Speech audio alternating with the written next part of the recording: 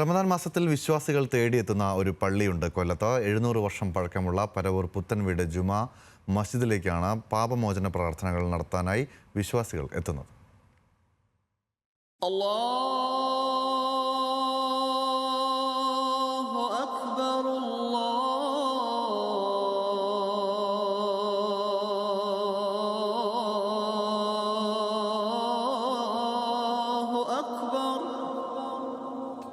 അറബിക്കടലിന്റെ ഓരത്ത് കൊട്ടാര സദൃശ്യമായി പ്രൗഢിയോടെ തലയുയർത്തി നിൽക്കുകയാണ് പരവൂർ പുത്തൻപള്ളി.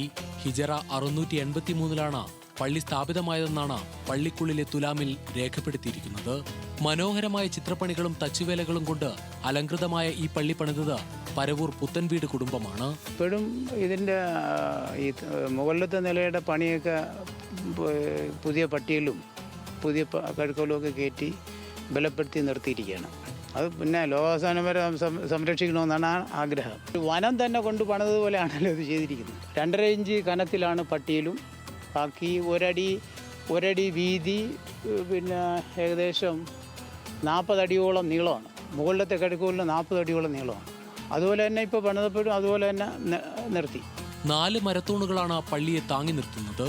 ചുണ്ടൻ വെള്ളത്തിന്റെ അമരത്തിന്റെ മാതൃകയിൽ ഒരടി വീതിയിൽ കഴുക്കൂലുകൾ. കാറ്റിന്റെ ഗതിക്കനുസൃതമായും വെളിച്ചം നല്ലപോലെ ലഭിക്കുന്ന രീതിയിലുമാണ് പള്ളിയുടെ നിർമ്മാണം.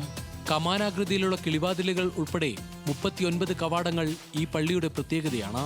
ചരിത്ര സ്മരണകൾ ഉണർത്തുന്ന ഈ പള്ളിയിലേക്ക് മറ്റ് ജില്ലകളിൽ നിന്ന് പോലും വിശ്വാസികൾ എത്തുന്നു. കൊല്ലത്ത് നിന്ന് ഷമീർ അബ്ദുൾ, ന്യൂസ് മലയാളം.